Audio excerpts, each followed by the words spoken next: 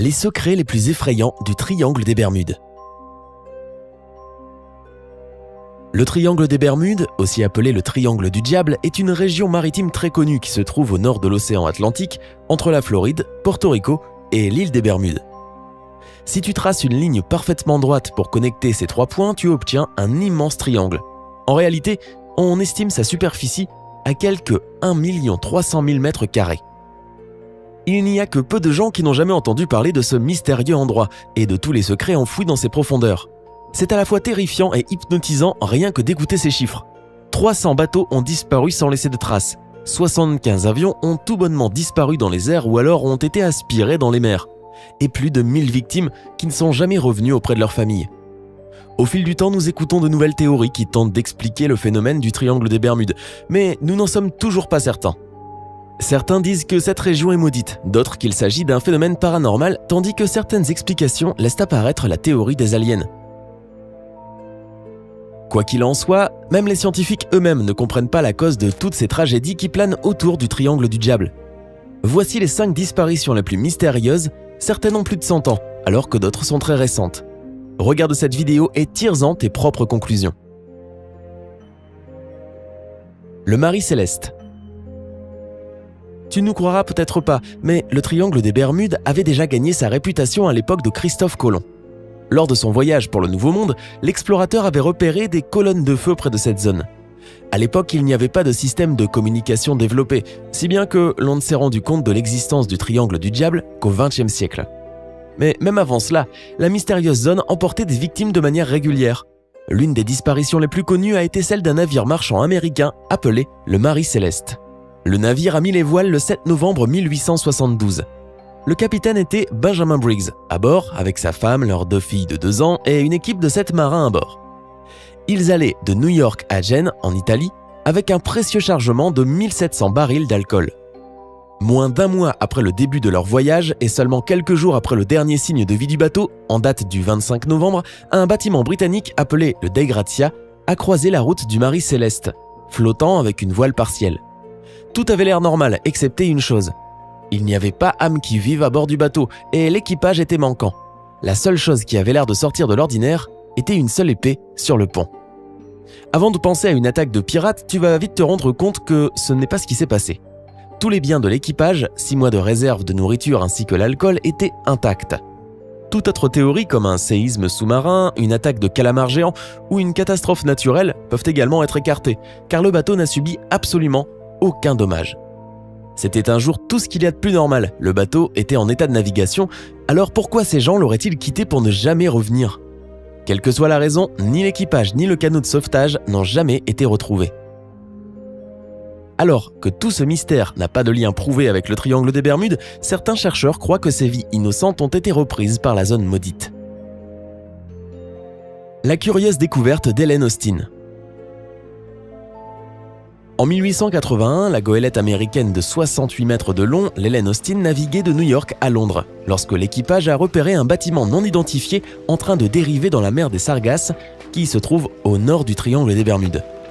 Quelque chose ne tournait pas rond à propos de ce navire, comme s'il n'y avait personne à bord. Donc, le capitaine Baker de l'Helen Austin a décidé d'observer le bateau abandonné durant 2 jours pour s'assurer qu'il ne s'agissait pas d'un piège. Une fois les 2 jours passés, il a ordonné à son équipage d'embarquer à bord. Ils ont alors vu que tout était intact, que la cargaison était toujours bien empaquetée et qu'il n'y avait en effet personne à bord. Ensuite, le capitaine Baker a décidé de mettre ses meilleurs hommes sur le mystérieux navire et de le ramener à New York avec lui. Au début, les 2 bateaux naviguaient côte à côte sur une mer très calme. Mais lorsqu'une forte tempête a éclaté sans prévenir 2 jours après, elle a séparé les 2 navires et l'Helen Austin a perdu toute trace du navire abandonné. Une fois que la tempête s'était calmée, quelques jours plus tard, le capitaine Baker a retrouvé le bateau, errant seul en mer. Lorsqu'il monta à bord pour s'assurer que ses hommes y étaient, il fut choqué par ce qu'il trouva. Le bateau était dans les mêmes conditions qu'avant, mais de nouveau, sans âme qui vive. Cette partie de l'histoire a été confirmée, mais ce n'est pas tout. Certaines personnes croient que le capitaine Baker a tenté de ramener le bateau au port. Mais après que la 2e tentative ait échoué, l'Helen Austin a tout simplement laissé le vaisseau seul. Selon d'autres dires, le bateau abandonné aurait été repéré plus tard, mais cette fois-ci avec un autre équipage que celui du capitaine Baker. Personne ne sait ce qu'il s'est réellement passé, sauf le triangle des Bermudes lui-même.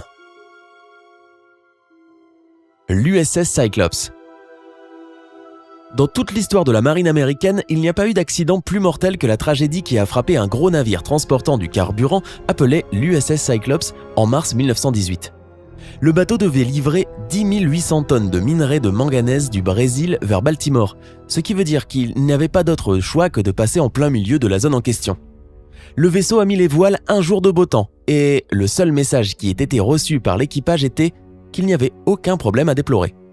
Puis le navire, avec ses 309 individus à bord, s'est tout simplement volatilisé. Le capitaine du Cyclops n'a jamais envoyé un seul message de détresse ou autre. Juste, pouf, disparu. Même après que la zone ait été passée au peigne fin, aucune trace du vaisseau n'a jamais été retrouvée.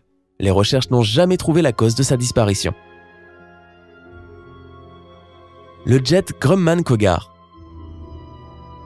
L'un des mystères les plus récents du triangle des Bermudes est la disparition du Grumman-Cougar Jet.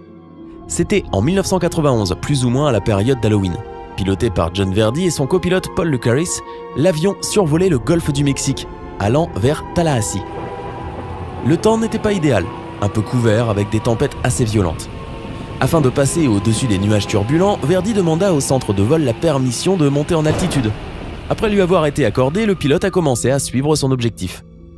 Au même moment où l'avion montait dans les airs, revoyait les rayons du soleil et laissait la tempête derrière lui, il a totalement disparu du radar. Les contrôleurs n'en croyaient pas leurs yeux. À l'endroit où ils venaient de voir l'avion littéralement quelques moments auparavant, il n'y avait plus rien. Ils ont essayé d'appeler les pilotes, mais personne ne leur a jamais répondu. Et pourtant, il n'y a eu aucun signal de détresse, ni de Maydays ou autre, avant leur disparition. L'avion n'était pas en train de piquer vers l'océan. En fait, c'est tout le contraire, il gagnait en altitude. On dirait qu'il s'était juste volatilisé au moment où il prenait de la hauteur. Et aucune trace n'en a jamais été retrouvée. Le MU-2B. Et maintenant, le mystère le plus récent. Le 15 mai 2017, un avion bimoteur a décollé pour amener le directeur du groupe Skylight et son PDG, Jennifer Blumin, avec ses 2 enfants de 3 et 4 ans à Titusville, en Floride. Piloté par Nathan Ulrich, l'avion a quitté Porto Rico à 11h30. La météo était bonne, le vol se passait très bien et rien ne laissait entrevoir la tragédie. Mais alors que l'avion avait atteint une altitude de 7300 mètres, celui-ci a juste disparu du radar. Les contrôleurs du trafic de Miami ont également perdu le contact radio avec l'engin. Le lendemain, à 24 km à l'est de l'île de Eleuthera, aux Bahamas, les gardes-côtes américains ont repéré quelques débris qu'ils ont déclarés être ceux de l'avion. Néanmoins, aucun des passagers ni le pilote n'ont jamais été retrouvés. Et il y a eu beaucoup plus de disparitions que cela au fil des années. En 1941, l'USS Proteus et l'USS Nereus ont disparu sur la même route que leur petite sœur, l'USS Cyclops, qui avait emprunté ce trajet quelques années auparavant.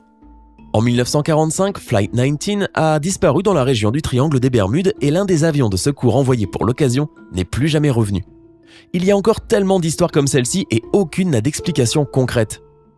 Celles que nous avons exposées aujourd'hui sont seulement des exemples de toutes les vies innocentes prises par le Triangle du Diable. Quelle version crois-tu ?